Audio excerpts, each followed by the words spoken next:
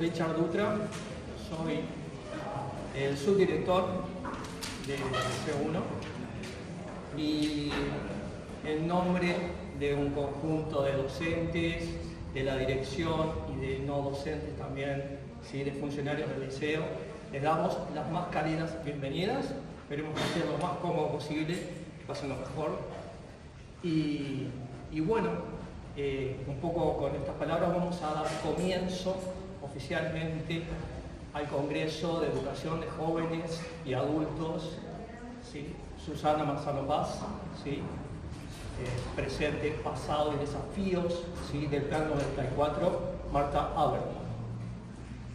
Bien, del plan vamos a escuchar y vamos a hablar largo y tendido todos los días, por lo que yo no me voy a extender demasiado, no voy a hacer demasiados comentarios al respecto, simplemente decir al pasar nada más, cosas que quizás muchos ya saben, que este plan, bueno, nació en este liceo, ¿sí?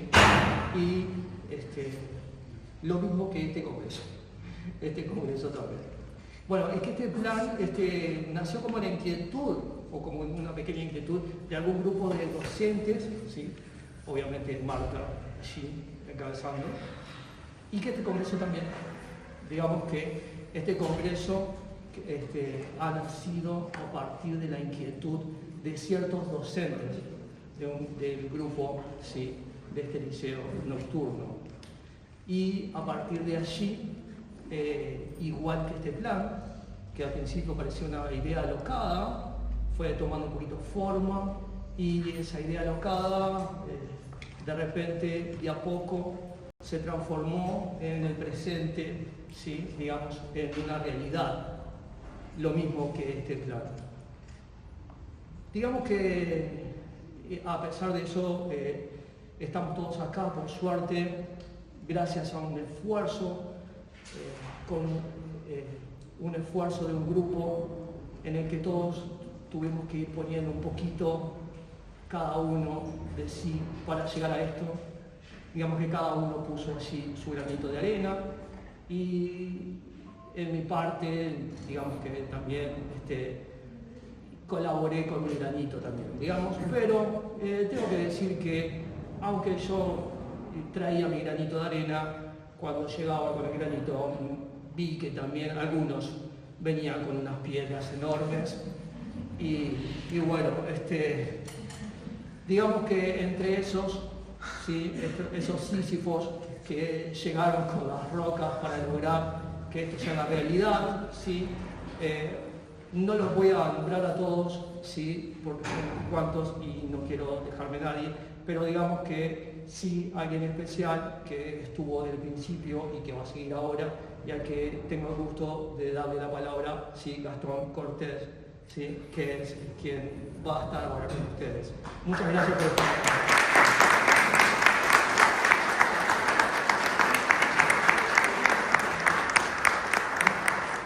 Gracias, Richard. Entonces, bueno, vamos a hacer como la apertura. Ahí invitamos a Estela Gramajo, de la TV Nacional, ¿sí?, a Pablo Piquinela. Así damos como unas palabras iniciales en esto que nos parecía como fundamental, arrancar este congreso teniendo un momento en el poder compartir, digamos, desde actores que estuvieron desde el inicio, en este sueño hecho realidad, digamos.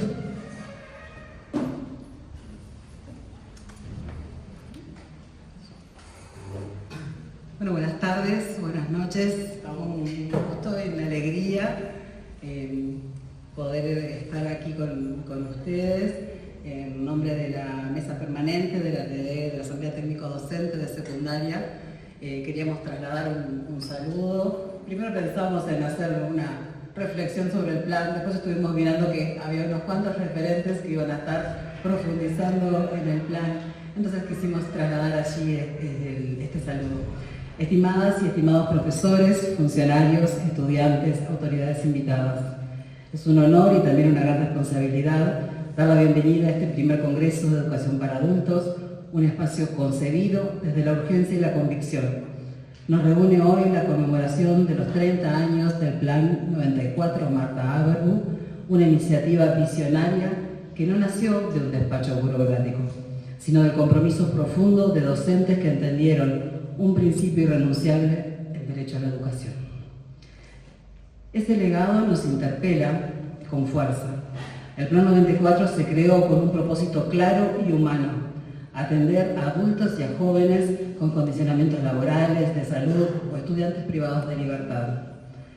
Fue una respuesta concreta frente a la exclusión, una puerta abierta mediante modalidades flexibles como la semipresencialidad, la presencial semestralidad o la modalidad libre asistido, en su momento innovadora, orientados a quienes la vida había dejado del trayecto educativo tradicional.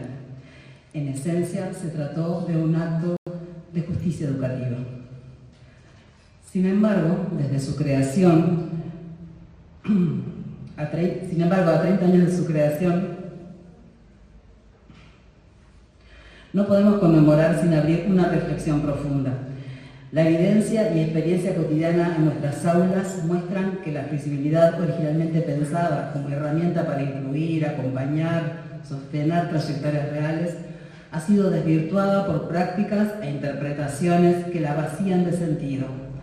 A ello se suma una amenaza creciente: la virtualidad, utilizada como sustituto de la presencialidad, debilitando el encuentro humano, que es columna vertebral de la educación en jóvenes y adultos.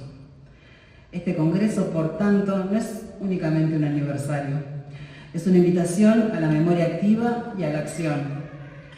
La Asamblea Técnico-Docente, como órgano deliberante presente en la Ley General de Educación, fue creada precisamente para esto, para ejercer iniciativa y función consultiva en asuntos técnicos y pedagógicos. Y hoy reafirmamos esa visión. En este primer congreso, en el histórico primer congreso de educación Maestro Julio Castro en el año 2007, miles de ciudadanos y educadores estuvieron analizando y sostuvieron que la educación es un derecho humano insoslayable y que su construcción exige participación, diálogo y elaboración colectiva. En esa misma tradición, los convoco a que este congreso sea, por un lado, un espacio de diagnóstico que permita documentar con datos, testimonios, cómo y por qué el Plan 94 se ha desviado de ese rumbo inicial. Por otro lado, un ámbito de reflexión donde podamos elaborar desde nuestra experiencia docente propuestas concretas que restituyan los pilares fundacionales del plan. Y en tercer lugar, para recoger las mejores experiencias de cara al desafío de repensar la educación para adultos en la etapa que comienza, de modo que estas aportaciones se proyecten en políticas públicas que garanticen efectivamente el derecho a la educación. Que estas jornadas de trabajo estén guiadas de ejemplo de quienes creyeron que la educación es una herramienta de igualdad y emancipación. Recuperemos la esencia del Plan Martha Averbu para que vuelva a ser un plan pensado para las personas y construido con las personas. Bueno, muchas gracias, les deseamos un buen congreso.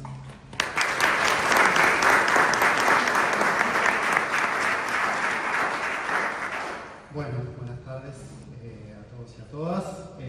Estoy acá en calidad de hijo de Martha Averbu, junto con mi hermano Gabriel. No tenía preparado hablar, pero bueno. Para mí es bastante emocionante, creo que para los dos. Además es un espacio donde jugué muchas horas de niño también, así que es como reencontrarme desde otro lugar. Bueno, simplemente breve para agradecerles la invitación, el homenaje, felicitarles también por el esfuerzo, por el encuentro. Un poco me robaste algo de mis palabras porque venía pensando que el Plan 94 surge no solo desde abajo, sino desde adentro del aula, ¿no? Surge entre docentes, con los estudiantes, y desde la práctica docente. No es un plan de técnicos iluminados que dicen por dónde hay que ir. Y creo que bueno, que en ese sentido celebramos también este espacio de encuentro entre ustedes y entre quienes están sosteniendo los espacios de enseñanza. Y bueno, y la gratitud también del homenaje a Susana como una actriz fundamental en la elaboración del plan. El plan se elaboró muchas horas de trabajo nocturno, ese es mi recuerdo. Unas cuantas cajas de cigarrillos fumadas también, hay que decirlo. Que capaz que en esta época hay otra sensibilidad con respecto a eso, pero sí, muchas horas, mucha dedicación, muchas comidas con estudiantes, y bueno, y un poco de esas conversaciones y la pasión por la enseñanza, creo que por lo menos del recuerdo de niño es lo que me queda de la elaboración del plan. Y bueno, volver a agradecerle junto con mi hermano por la invitación, por el homenaje y felicitarles por el encuentro. Muchas gracias.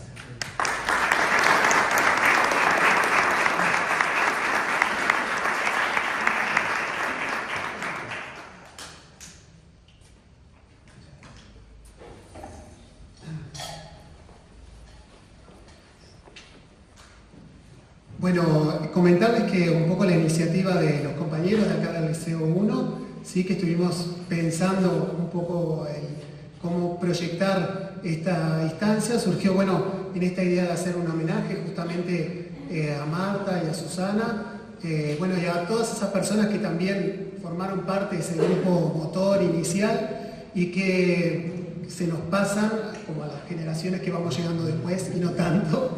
Que quedan en el olvido, en esto de que uno pasa de entrar al liceo y que algún colega no sepa que surgió acá el plan, y que bueno, uno eso lo moviliza porque dice, bueno, hay algo que estamos perdiendo y está bueno como recuperar por allí, esa fue un poco la intención. De ahí está esta idea de poner una placa conmemorativa, que bueno, ahora la vamos a dejar a la vista. Nos falta ahí generar un trámite pendiente para que nos habiliten efectivamente a colgarla. Y en esto de generar unas instancias de conversación, que me parecía interesante eso que traía Pablo, que sean unas instancias de conversación, de encuentro, donde esta pasión por la educación y por la educación de adultos nos encuentre y nos permita por allí dialogar.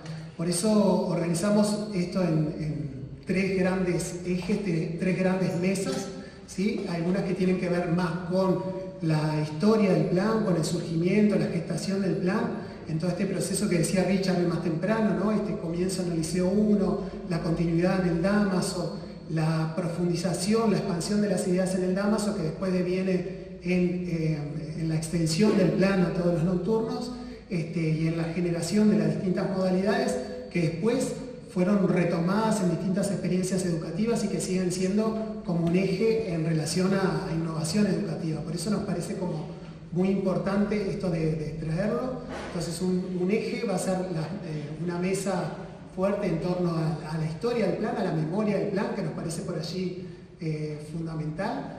Luego poder trabajar en torno a experiencias de investigación y experiencias de aula, ¿sí? de poder en estas líneas que vienen investigando sobre el Plan 94 y aquellos docentes que vienen trabajando y mostrando sus experiencias de aula, bueno, de poder compartirlas también y que eso nos permita dialogar y encontrarnos y obviamente también poder integrar a los estudiantes en este proceso, que ahí también tenemos armada una mesa para poder darles la voz directamente a quienes son el eje fundamental del plan, y que es necesario también como darles el espacio para que expresen directamente en esta lógica de estamos entre adultos, ¿no? Entonces, bueno, con esta intención y con esta lógica de diálogo y conversación es que queremos invitar a la primera mesa, que nombramos así el recorrido del Plan 94 de algunos referentes, bueno, Ana Vieira, Anaí Acosta, que les pedimos acercando, a Esteban Bertinat y a Julio Masili. Así damos inicio a la primera mesa.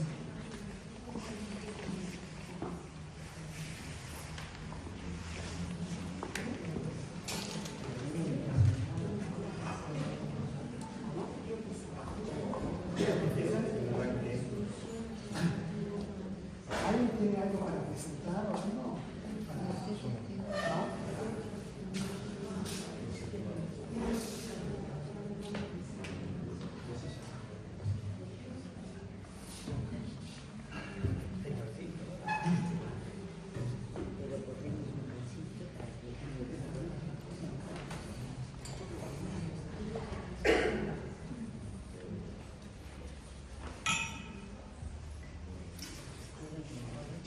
La intención es que ellos puedan presentar, ¿sí?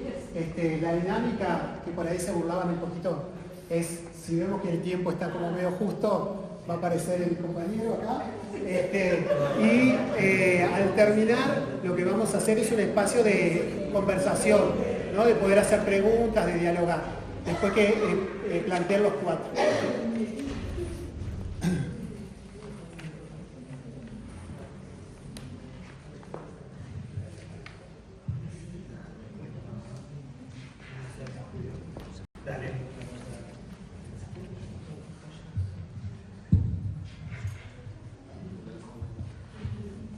Hola, ¿se escucha bien?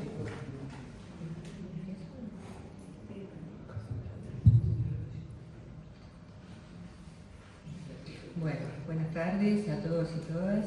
Agradezco mucho que se me haya invitado a formar parte de esta mesa y bueno, y de esta casa también.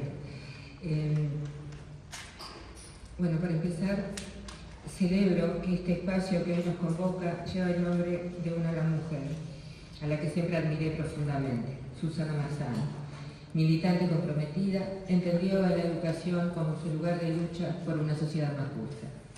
Junto a Marta Aberburg, otra gran mujer que admiro, hicieron posible este proyecto educativo que integró a sus finalidades aportar al real ejercicio del derecho a la educación de la población adulta y joven con trayectorias truncas o inconclusas, desde una mirada pedagógica situada que brindara los acompañamientos y espacios necesarios para culminar el bachillerato sin renunciar a una formación propedéutica que garantizara la continuidad educativa en ciclos posteriores. Para ello se modificaron las lógicas de la institución educativa, generando una cultura de participación y compromiso. El Plan Marta Aberburg, como propuesta pedagógica colectiva, reflexiva y contextualizada, cambió de manera significativa la concepción de la educación para la población adulta y joven en nuestro país. Sin embargo, hoy nos encontramos con que sus aportes más significativos vienen siendo desmantelados, vaciando su sentido fundacional. Nos corresponde entonces, desde nuestro presente, recuperar la memoria de este plan, conocer su concepción, la historia de sus prácticas, para comprender su real dimensión y retomar su sentido crítico, para seguir construyendo la educación igualitaria que queremos. Contexto de elaboración del Plan 94. Como antecedente de propuestas educativas para la población adulta, nuestro país aparece como pionero al contar ya en 1919 con el primer liceo nocturno. Y si bien en la segunda década del siglo pasado se incrementó el número de escuelas y liceos para esta población, su especificidad por mucho tiempo no fue objeto de atención desde las políticas educativas. La década del 90 se presentó de manera particular. Por un lado, el contexto de crisis económica y social afectó a la población joven y adulta, modificando sus necesidades a la hora de continuar estudios secundarios. Esto se tradujo en un gran abandono estudiantil y el consecuente vaciamiento de los liceos nocturnos.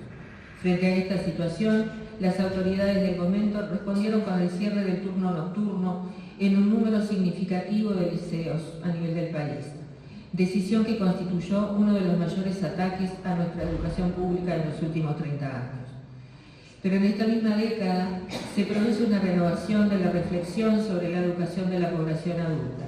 En septiembre del 91 se reinstalan las ATD y el trabajo desde comisiones permanentes, entre ellas la Comisión de Liceos Nocturnos Extraedad. En ese ámbito se empieza a discutir sobre la necesidad de adecuar las propuestas educativas, ya que desde la recuperación de la democracia solo se contaba con el Plan 76. A nivel internacional, la educación para personas adultas pasa a ser entendida como derecho básico, tanto para la formación personal como para la inserción laboral. Se discute también sobre educación permanente y para toda la vida. En el año 93, las autoridades consideran el cierre del nocturno del Liceo Rodó. Marta Aberburg presenta entonces al Consejo de Secundaria el proyecto denominado Plan Piloto para Adultos y Adolescentes con Condicionamientos Laborales. El objetivo consistía en revertir el abandono estudiantil, brindando posibilidades reales de culminación del bachillerato, desde una concepción educativa que atendiera a la realidad de una población afectada por condicionamientos que entorpecían sus trayectorias educativas. Es así que logra mantener funcionando un turno nocturno con 7 grupos. La experiencia se mantuvo en esta casa hasta que en el año 97 se traslada al turno nocturno del Damaso Antonio Larrañaga, un macroliceo.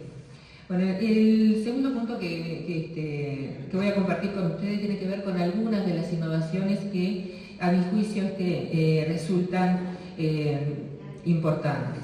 La primera que recojo, la creación de una cultura institucional. La profesora Mabel Quintela, también una querida profesora que tuvo que ver mucho con este plan, establece que, cita, el valor fundamental del Plan 94 Marta Agerbuch es haberse pensado desde la práctica concreta como una organización pedagógica que compromete a todos los actores, estudiantes, docentes, adscriptos, secretarias, funcionarios, en la vida de un liceo nocturno. Fin de la cita. Esta forma de trabajo colectivo se complementó con la autogestión y la revisión constante del plan desde las salas, el seguimiento de la TD y la tarea de la Comisión de Adultos extraída del Consejo de Secundaria hasta su disolución. En este cambio de cultura institucional que nombra Mabel Quintela, Susana Marzano fue participante fundamental del equipo del Rodó y posteriormente, ya sin Marta, del Liceo Damaso. Desde la Secretaría conjugó su experticia con la mirada pedagógica, donde nadie quedaba sin poder estudiar, como decía un estudiante que Susana le atendió de madrugada y sin número para inscribirse. Su capacidad de trabajo, conocimiento acumulado, su experiencia y sagacidad para resolver situaciones no contempladas en las normativas hicieron que fuese la secretaria que todos consultaban a nivel del país. De esta forma se generaba compromiso y colaboración de estudiantes, docentes, funcionariado y también de amigos del liceo. Cada uno encontraba en qué podía aportar desde la gestión de la fotocopiadora por parte del grupo de estudiantes, el aporte voluntario para insumos que nunca llegaban, la organización de eventos culturales en la biblioteca, la colaboración de docentes en las charlas informativas al inicio de los cursos o la adecuación del sistema informático cuando se incorporaron los cursos semestrales. En segundo lugar, algunas de las innovaciones pedagógicas, aunque no voy a profundizar, la mayoría conocemos, pero sí nombrar algunas de ellas. Como propuesta innovadora para la población destinataria, el plan mantuvo la estructura curricular del Plan 76. Los contenidos programáticos se fueron actualizando desde las salas de asignatura. A lo largo de su implementación, que implicó una elaboración dinámica y nunca acabada, se modificó la organización de los cursos, anual, semestral, cuatrimestral, las horas curriculares, horas pizarrón, horas de apoyo, apoyo genérico. Se crearon distintas modalidades de cursado, presencial, semipresencial, libre asistido, y se cambió el REPAC, integrando una manera de evaluar que no recargara a una población con tiempos escasos para el estudio, pero que potenciara el trabajo en el aula, sumando además la posibilidad de aprobar por parciales. De ahí que los espacios pedagógicos que funcionan hoy como apoyaturas suponen la elaboración responsable de estrategias didácticas por parte de los y las docentes para su aprovechamiento. Se incorporó además la participación de estudiantes en salas correspondientes, cuyos aportes eran considerados en las salas docentes. Esta forma de elaboración colectiva se enmarcó en la investigación-acción, donde, como plantea Cohen refiriéndose acá, cita, esto comporta una tarea constante de descubrir, exponer y elaborar las ideas, creencias y saberes que están presupuestos en y se siguen de las prácticas educacionales. En esta tarea de revisar crítica y creativamente supuestos y consecuencias, teoría y práctica se informan mutuamente. La teoría guía a la práctica y es guiada por ella. La teoría transforma la práctica y es transformada por ella. Fin de la cita. Otro aspecto innovador que me parece importantísimo tenerlo en cuenta es la profesionalización docente a través de la formación permanente y la reflexión colectiva. Toda propuesta educativa que pretenda alcanzar los objetivos propuestos requiere de su apropiación por parte del cuerpo docente, Para ello se incorporaron actividades específicas. Formación en educación de personas jóvenes y adultas previo al inicio de los cursos, donde se trabajaba con docentes con especialización en diversas temáticas. Al aprobarse la modalidad libre asistido en 2006, se implementaron instancias de formación para docentes tutores, una de ellas en el IPES y con evaluación. Trabajo coordinado entre docentes de distintas asignaturas para implementar cursos de nivelación para estudiantes antes del inicio de los cursos, promoviendo el trabajo interdisciplinario. Estos espacios distan un poco de cómo se fue modificando el plan. Básicamente se realizaban instancias de nivelación en dos áreas. Eran dos nivelaciones, una en producción de textos y estaba matemática y ciencias experimentales por otro lado. Como para agregar, eran instancias pagas también y requerían del trabajo previo y del trabajo interdisciplinario. O sea, la nivelación integraba en cada aula docentes de diferentes disciplinas. Y bueno, la sala docente, considerado uno de los espacios prioritarios en este plan. Ámbito natural de discusión, evaluación de las prácticas, acuerdos y elaboración de propuestas para el mejoramiento del plan. Bueno, el último aspecto que me interesa un poco tratar, la vigencia del plan hoy, pero también en otro contexto y los desafíos actuales a los cuales nos enfrentamos. El Plan 94 logró universalizarse a todos los turnos nocturnos de bachillerato del país recién en 2008, aunque los informes de seguimiento realizados desde la TV ya habían demostrado con anterioridad su impacto positivo en la culminación de la enseñanza media superior. Actuales investigaciones apuntan a evaluar su incidencia en la continuidad educativa en el nivel terciario. Además, el Plan 94 ofreció como antecedente para la elaboración del Plan 2013 para ciclo básico, otra propuesta nacida del colectivo docente, que permitió articular los dos tramos de educación secundaria para la población adulta y joven. La concepción de educación que subyace a la propuesta ha hecho posibles estos logros y constituyen el fruto del trabajo constante de una comunidad pedagógica comprometida. En los últimos años, a la reducción del gasto en educación como práctica sostenida, se sumó la pandemia, que afectó particularmente al plan.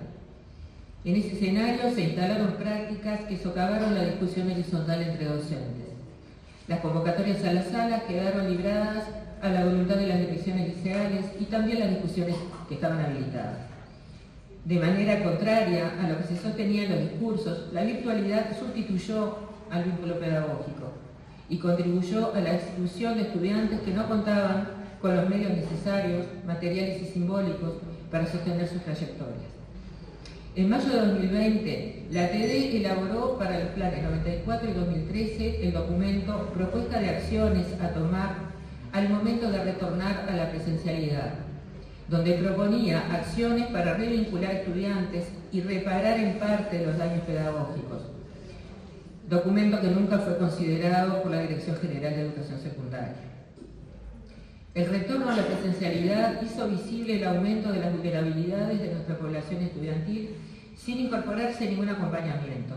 La retirada del Estado produjo recortes también de derechos, mediante una descarnada desprotección de trayectorias.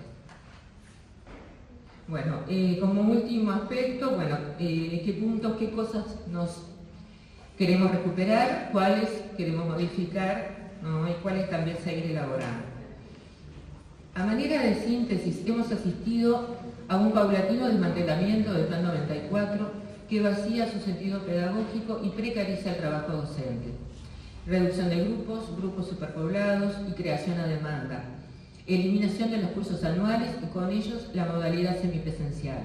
Implementación de la modalidad libre asistido, desvinculada del plan y prescindiendo de la presencialidad. La última modificación de la reglamentación del plan, la resolución 3286 del 3 de agosto del 23, constituye el marco normativo para su desarticulación. La evaluación se modifica eliminando pruebas sumativas, instancia necesaria para la preparación de los parciales, se elimina la suspensión de cursos durante la implementación de los parciales, privando de un tiempo de estudio requerido por la población destinataria debido a sus condicionamientos. Las salas docentes pasan de 4 en el correr del año, según la última resolución, la resolución 34 del año 2018, a 1 al inicio de los cursos. Además de que se reducen notoriamente sus finalidades y se eliminan las salas de estudiantes contempladas hasta la última reglamentación.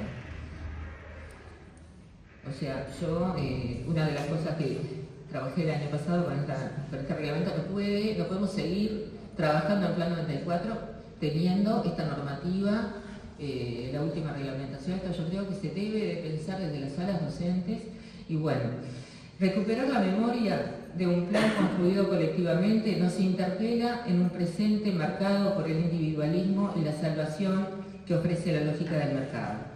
La reflexión colectiva, el pensar con otros, otras, otros, adquiere valor sustancial para decidir qué queremos recuperar, qué debemos modificar y qué podemos crear, teniendo siempre presente para quienes lo estamos intentando. Cierro con una cita de Hannah Arendt que me parece que cuando ella piensa en la crisis de la educación está pensando de una forma que nos resulta muy vigente. Hannah Arendt dice: la educación es el punto en el que decidimos si amamos el mundo lo bastante como para asumir una responsabilidad por él y así salvarlo de la ruina, que, de no ser por la llegada de los nuevos y los jóvenes, sería inevitable.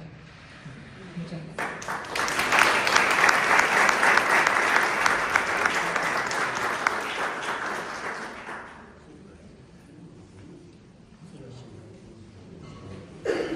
Buenas tardes a los que no he visto, a los que van llegando, y lo primero es expresar la emoción de encontrarme con un montón de caras que me han acompañado a lo largo de muchos años y que además fueron compañeros en todas estas luchas. Entonces me siento en casa, pero me siento en casa de verdad porque yo daba clases en este liceo, no en el nocturno, porque era la época en que tenía mis hijos muy pequeños y esos dislates de trabajar de noche no son sencillos. Pero sí fui docente del Liceo 1 hasta el año 95. Así que también esto ha sido mi casa. El Plan 94 es un plan con nombre. No hay muchos planes con nombres. Se habla del Plan 2003, de la reestructuración, de la reformulación. Es poco frecuente. Y este congreso además es un congreso con nombre.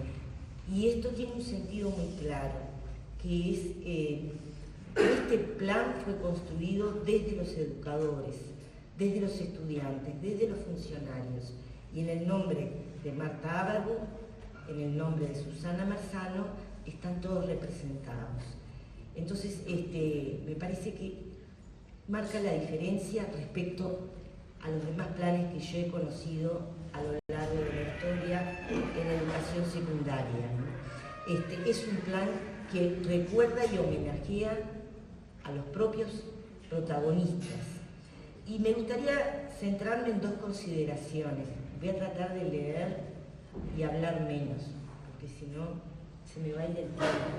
Y hay muchos que quieren aportar y tienen, por suerte, bastante para decir.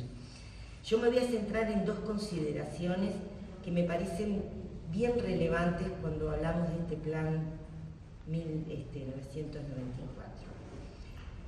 La primera consideración refiere a la creación de un plan de estudios, pero que fue realizado no desde un espacio de planeamiento educativo que no existía en secundaria como tal, ni desde una oficina técnica, sino desde la propia praxis.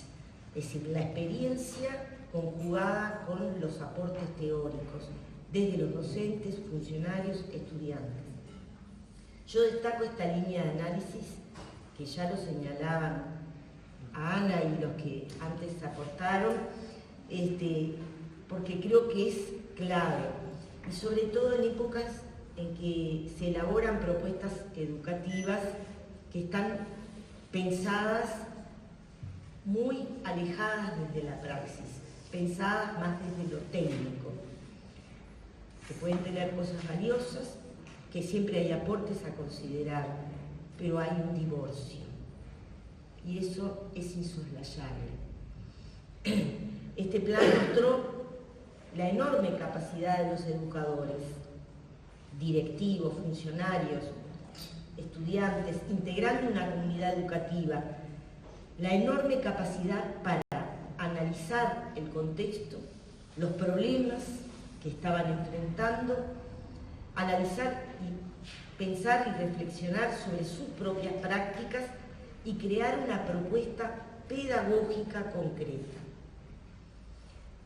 Cuando digo una propuesta pedagógica, la palabra pedagógica la pongo en negrita, en grande y subrayada, porque cuando hablamos de políticas educativas y de la construcción de políticas educativas, o cuando hablamos de planes, parece que lo pedagógico no existe, o peor, reducen lo pedagógico a lo didáctico, a cómo debe trabajar el docente en el aula para hacer sus clases más accesibles, a llegar al estudiante, motivarlo, generar la conceptualización. No, lo pedagógico no es lo didáctico, tienen muchas cosas en común, pero son ámbitos diferentes. Lo pedagógico es el corazón político del plan centrado en los estudiantes, realmente centrado en la acción de enseñar y aprender en un contexto determinado y en una realidad determinada. Eso es lo pedagógico.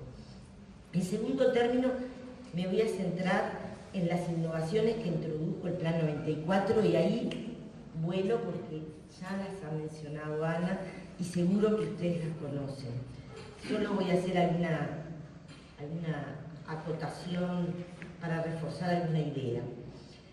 Yo, en un trabajo de investigación que hice hace unos años, yo decía, parafraseando al filósofo danés Søren Kierkegaard, yo quiero ser testigo de ese momento impresionante que fue la creación, cómo se gestó ese encuentro entre educadores, cómo se potenciaron, cómo se animaron. No se olviden que estábamos en épocas de Rama, que estábamos en épocas de reformas a nivel de ciclo básico, a nivel de formación docente. Todos los vientos iban en contra. Kierkegaard, en esa obra llamada Temor y Temblor, dice que él le hubiera gustado ser testigo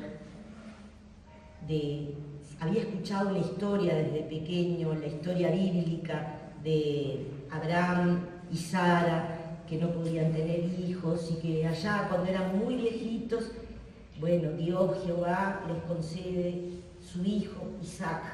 Cuando Isaac cumple 9 años, Dios, Jehová, le pide un sacrificio. Llévate al niño al monte de Morija, una montañita ahí, y lo pones y cuchillito y haces el sacrificio. Entonces, Kierkegaard dice que ese relato bíblico a él lo impactaba, le costaba entender y quería ser testigo de lo que había pasado ahí, ¿no? Y Dios puso a Abraham a prueba y le dijo: toma a tu hijo, tu único hijo, el que amas, Isaac, ve con él al país de Morija y allí ofrécelo en holocausto sobre una de las montañas que te diré. Si conocen el relato bíblico, después no pasó nada. Es decir, cuando va a clavar el cuchillo, viene el ángel y sustituye a Isaac por un cordero. En realidad Dios, Jehová, en el relato bíblico lo que hace es poner a prueba a Abraham. Pero ser testigo, ¿por qué Kierkegaard quiere ser testigo? Ser testigo es estar presente para comprender el hecho relatado desde cómo se generó, captar la existencia, conocer el clima, su misterio, esas noches que relataban recién, fumando, comiendo, tomando café, pensando fuera de horario, captar todo eso. Eso es lo que yo anhelaría, haber estado y ser testigo para entender cómo se produce ese chispazo. Y doy importancia a este relato porque confío fuertemente en que la educación pensada por los educadores es imprescindible, no necesaria, imprescindible, y que nos estamos mal acostumbrando a que otros piensen por nosotros, a que nos den propuestas ya armadas, o que nos consulten para decir sí, no, me gusta más, me gusta menos. ¿Dónde está esa chispa, ese poder creador, ese compromiso del educador para generar propuestas absolutamente novedosas? Porque esto fue, yo les explicaba, el contexto era todo de viento en contra. Esto fue navegar contracorriente. Tenemos que llevar la razón hasta las puertas de ese acontecimiento, intentar desentrañarlo y saber que las palabras son señales que nos van guiando, pero la existencia real es mucho más que las palabras o los documentos. Bueno, yo quisiera entender cómo ocurrió ese proceso, qué condiciones fueron las que colaboraron para romper las rutinas burocratizadas en las que solemos caer los educadores y que los alentó a hacer esta propuesta. Y esto tendría el objetivo de abrir ventanas para explicar cómo suceden las dinámicas de participación docente, no para repetir lo mismo. Tenemos que apostar a nuevas dinámicas y a nuevas propuestas. Una vez un grupo de estudiantes de formación docente estaban en una charla y habíamos convocado al maestro Miguel Soler. Y los estudiantes estaban fascinados con esa charla y cuando conocían la experiencia que había hecho Miguel Soler a nivel rural, la experiencia de la mina, cuando termina la charla se acercan y le dicen: ay, nosotros quisiéramos hacer lo que hizo usted. No, mi hijo, por favor, ahora tienen internet.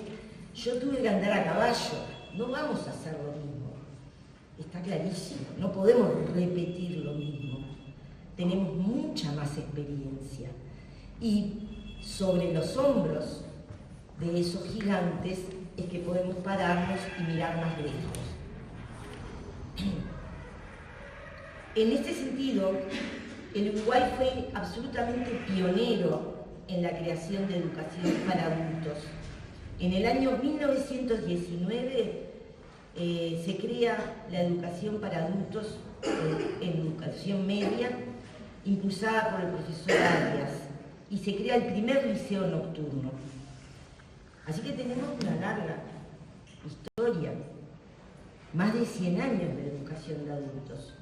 Sin embargo, es extraño lo poco que se sabe y lo poco que se habla a nivel de la opinión pública, a nivel de los políticos, a nivel de todas las agendas de educación sobre lo que ocurre en los nocturnos.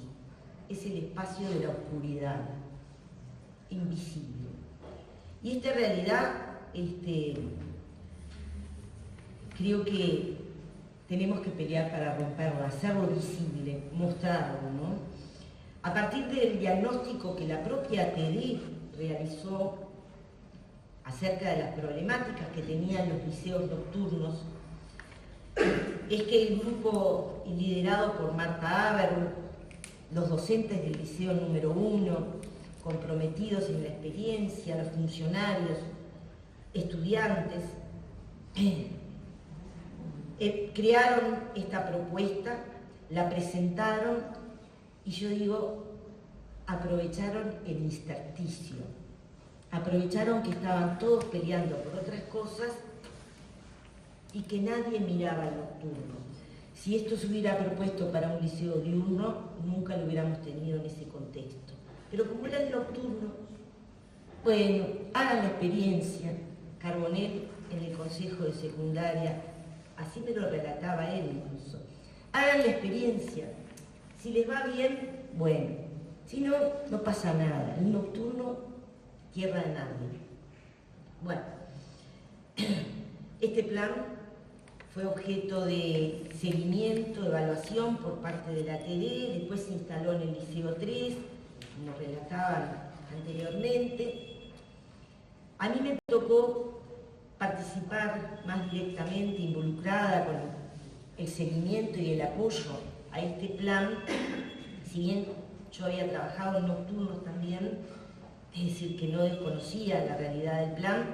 Desde el año 2006 que me integro como inspectora en educación secundaria y decido participar en una comisión de nocturnos que estaba desactivada. Y ahí empezamos a convocarnos y empezamos a trabajar. Ahí estaba integrando la comisión, compañeros que venían delegados de la ATD, Susana Marzano, permanente siempre integrando la comisión, y por el Consejo de Secundaria me tocó estar a mí. Y lo que nosotros empezamos a registrar fue esto que recién les decía. No aparecemos, somos invisibles. Convocaban a la presentación de los anuarios estadísticos del Consejo de Secundaria en el MEC y yo buscaba el capítulo. ¿Dónde están los nocturnos? ¿Dónde está? No aparecían. No había datos en los anuarios, no existíamos, no estábamos registrados. Entonces todos los años levantaba la mano e insistía, miren que le falta el capítulo tanto. Cuando iba convocada como inspectora a reuniones en el plan Ceibal y escuchaba todas las propuestas, decía, pero el plan Ceibal no llega al nocturno. Los estudiantes del nocturno no tienen derecho a acceder a los materiales, a las computadoras. Esa pelea que íbamos llevando adelante con los compañeros de la comisión implicaba una lucha estratégica de acompañar a los docentes que estaban trabajando en el plan, asistir a numerosas salas, recoger opiniones de los docentes, opiniones de los estudiantes, pero que significaba también golpear puertas arriba en las autoridades. Y estoy hablando incluso de gente con la que teníamos un montón de afinidades en cuanto a lo que se pretendía en la educación. Pero poner en la agenda el nocturno, hacer ver, visualizar la realidad, registrar esos resultados. Ese fue uno de los cometidos. Empezamos a registrar datos y